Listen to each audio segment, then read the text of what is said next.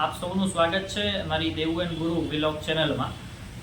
આજે હું આપ સૌને પોરબંદરનો જે જન્માષ્ટમીનો લોકમેળો થાય છે એ બતાવવા માટે લઈ જઈશ। અને પોરબંદરમાં છેલ્લા જન્માષ્ટમીથી 2-3 દિવસથી બારે મેઘ ખાંગા થયા હોય એવી પરિસ્થિતિ છે। ત્યારે આવો આપણે સૌ પોરબંદરના લોકમેળાને રૂબરૂ નિહાળીએ।